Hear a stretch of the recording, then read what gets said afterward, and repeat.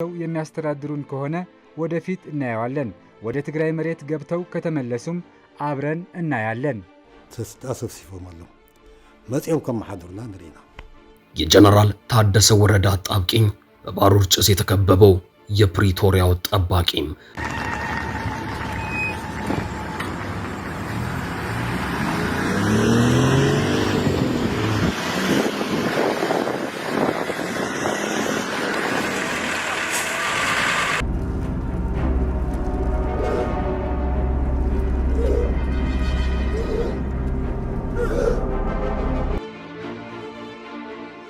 ሰላም ጤና ይስጥልን እንደምን አላችሁ?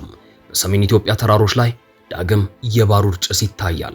የፕሪቶሪያው የሰላም ስምምነት የሁለት ዓመት ዕድሜ በደመና እየተሸፈነ ነው።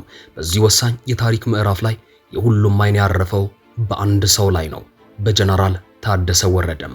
እርሳቸው ትናንት በትግራይ ተራሮች ላይ ወታደራዊ ጀነራል ነበሩ። ዛሬ ደግሞ በመቀሌው ቤተ መንግስት የጊዜው አስተዳደሩን በትረ ስልጣን የጨበጡ የፖለቲካ መሪ ናቸው። በቅርቡ በራያ በጸለምትና በማይዳኩሳ የተሰማው የተኩስ ድምጽ ጀነራሉን ከነበሩበት ስልታዊ ዝምታ አስወጥቷቸዋል።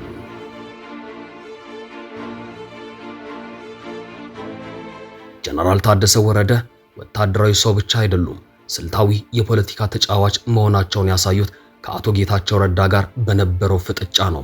የፕሪቶሪያው ስምምነት እንደተፈረመ በትግራይ ፖለቲካ ውስጥ ሁለት ጎራዎችም ተፈጠሩም። አቶ ጌታቸው ረዳ የሚመሩት መደበኛ ፖለቲካን የሚመርጠው ቡድንና በዶክተር ደብረጽዮን የሚመራው ነባሩ የህወሓት አመራር። ጀነራል ታደሰ በዚህ መሃል ሚዛን ጠባቂ መስለው ቢቆዩም በስተጀርባ ግን ለወታደራዊ ክንፉ የቀረበ አቋም ነበራቸው። አቶ ጌታቸውን ወደ ጎን ገፍተው የፕሬዝዳንትነቱን ቦታ መረከባቸው ጀነራሉ በትግራይ ያለውን ወታደራዊ ኃይል ወደ ፖለቲካዊ ጡንቻ መለወጥ መቻላቸውንም ያሳያል። ሆኖም ይህ ሹመት የሰላም አልነበረም። ነባር አመራሮቹ ጀነራሉን እንደ ጊዜያዊ መሳሪያ በመቁጠር ሊያወርዷቸው ብዙ ሴራዎችን ጎንጉነዋል። ጀነራሉ ግን የሰራዊቱን ድጋፍ በእጃቸው በማድረጋቸው ሊነኩ አልቻሉም። በዶክተር ደብረጽዮን የሚመራው ነባሩ አመራር ጀነራሉን መጀመሪያ ላይ እንደ መጠቀሚያ ወይም ታክቲካል ቱል ቢመለከቷቸውም ጀነራሉ ግን የሰራዊቱን ድጋፍ በማስተባበር የራሳቸውን የኃይል ማዕከል ፈጠሩም። ያደረግነው እውነት ምን ለመናገር ፍጥነቱ ስንገመግመው ዘግይተናል ብለናል። አጠቃላይ ግን ከዛ ወጥቶ በጥቂት ወራት ውስጥ አሁን ያለንበት ደረጃ መድረስ ቀላል አይደለም። ጥሩ ተጉዘናል። አሁን ጀነራሉ እነ ደብረጽዮን ሊቆጣጠሩት የማይችሉት ኃይል ሆኖባቸዋል። በቅርቡ በጸለምትና በራያ የተቀሰቀሰው ጦርነት ጀነራሉን ፈተና ላይ ለመጣል የታለመ ሊሆን ይችላል።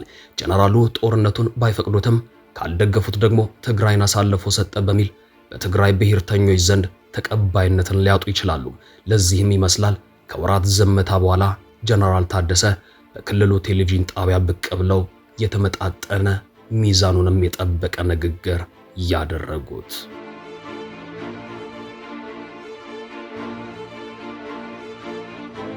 ጀነራል ታደሰ ወረደ ከሰሞኑ በሰሜን ኢትዮጵያ አንዣቦ የነበረውን የጦርነት ደመና አስመልክቶ የሰጡት ማብራሪያ የዝምታው አጣብቂኝ ወደ ስትራቴጂያዊ ግልጽነት መሸጋገሩን ያሳያል።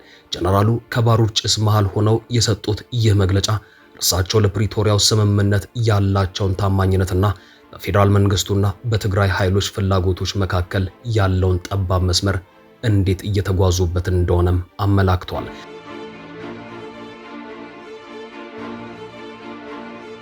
ጀነራሉ አስተዳደራቸው በጠቅላይ ሚኒስትር አብይ አህመድ ሹመትና በትግራይ ሹመት አቅራቢነት የተፈጠረ ድቅል ወይም ሃይብሪድ መሆኑን ገልጸዋል። ይህ የሚያሳየው ጀነራሉ በሁለት ወገን የሚሰነዘሩ ጫናዎችን እየተቋቋሙ መሆናቸውን ነው። አሁን ጀነራሉ በሁለቱም አካል የተወጠሩ መካከለኛም ሆነዋል። ከአዲስ አበባ እንደ ሿሚ አካል ድጋፍ ይፈልጋሉ። ከትግራይ ህዝብ እንደ ሉዓላዊነት ጠባቂም ተስፋም ይጣልባቸዋል። ተፈናቃዮችን በጎበኙበት ወቅት ጀርባዬን እየመቱ መልሰን አሉኝ ማለታቸው በጀነራሉ ላይ ያለውን የህዝብ ስሜታዊ ጫናና የኃላፊነት ክብደትም ያሳያል። አቶ ጌታቸው በጸቡ ጊዜ ቆርጠው ለመዋጋት እንደወሰኑት በሰላሙ ጊዜ ቆርጠው ለሰላም መስራታቸው ሁለቱ ቦታ ለመርገጣቸው ቢያንስ የትግራይ ህዝብ ላለፉት 2 ዓመታት እፎይታ እንዲያገኝ ያስቻለ ታላቅ ተግባር ስለሆነ በቀላሉ የሚታይ አይሆንም። ክቡር ታደሰ እሳቸውም የጌታቸውን ፈለግ ተከትለው ይህንን ሰላም እንደሚያጸኑ ከፍተኛ ተስፋ አደርጋለሁ። ጀነራል ታደሰ ወረደ የኤርትራን ሚና በተመለከተ ያላቸው አቋም እጅግ ጥብቅ ነው። ሆኖም አሁን መሬት ላይ ያለው እውነታ ከሳቸው አቅም በላይ ሆኗል። ጀነራሉ የሻዕቢያ ጦር በትግራይ ጉዳይ እጁን ማስገባቱን አጥብቀው እንደሚቃወሙ ይነገራል። ምክንያቱም ይህ በትግራይ ሰራዊት ውስጥ የማንነት ቀውስ ወይም አይደንቲቲ ክራይሲስ ይፈጥራል ብለውም ያምናሉ። በተጨማሪም የኤርትራ መግባት የፌዴራል መንግስቱን ይበልጥ እንዲጠራጠርም ያደርገዋል። ጀነራሉ አሁንም ድረስ የፕሪቶሪያው ስምምነት ውጤት በሆነው ጊዜያዊ አስተዳደር ውስጥ ስላሉ ከኤርትራ ጋር የሚደረግ ማንኛውም ወታደራዊ ትብብር ከፌዴራል መንግስት ጋር ሊያጋጫቸው እንደሚችልም ይረዳሉ። ጀነራል ታደሰ ወረደ ከሰሞኑ በጸለምትና በራያ ግንባሮች ከተቀሰቀሱት ግጭት በኋላ ወደ አዲስ አበባ ለማቅናት ማቀዳቸው በጦርነትና በሰላም መካከል ያለውን ቀጭን መስመር ለማዳን የሚደረግ ሙከራ ነው። ጀነራሉ በሰጡት መግለጫ እንዳረጋገጡት በቀጥታ ወደ ፌዴራል መንግስቱ አመራሮች ዘንድ እንደሚያቀኑም ገልጸዋል። ይህ ጉዞ ተራ ጉብኝት ሳይሆን በትግራይ ጊዜያዊ አስተዳደርና በፌዴራል መንግስት መካከል ያለውን የደህንነት መስመር ወይም ሴኩሪቲ ቻናል የመጠገን ስራ ነው። በምስራቅና በምዕራብ ጸለምት ኃይል አሻግረናል በማለት ግጭቱንም አምነዋል። ኃይላቸውን ከጸለምት እንዲመለስ ትዕዛዝ መስጠታቸውንና ከፌዴራሉ መንግስት ጋር የተጀመረውን ሰላማዊ ግንኙነት ማስቀጠል እንደሚፈልጉም ተናግረዋል። ነገር ግን በትግራይ ውስጥ ያሉ ጦርነት ናፋቂዎች ጀነራሉን ወደ ገደሉ ሊገፏቸውም ይችላሉ። ሰላምን ይዞ ሰላምን አረጋግጦ የህዝቡ ጥያቄን መፍታት፣ ፕሪቶሪያ ስምምነትን ሙሉ በሙሉ እንዲተገበር ማድረግና የወጣቱ የለውጥ ፍላጎትም ምናሳካበት ቢያንስ ትንሽ መልክ ምናስይዝበት አይነት ሁኔታ ይፈጠራል የሚል ግምት አለኝ። ጀነራል ታደሰ ወረደ አሁን የሚቆምበት መሬት የሚንቀጠቀጥበት መሪ ናቸው።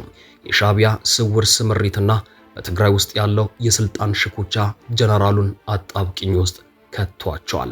የጊዜያዊ አስተዳደሩ በጠቅላይ ሚኒስትር አብይ አህመድ ሹመትና በህወሓት አቅራቢነት የተፈጠረ ሃይብሪድ ወይም ድቅል መሆኑ ደግሞ ስራቸውን ይበልጥ ውስብስብ ያደርገዋል።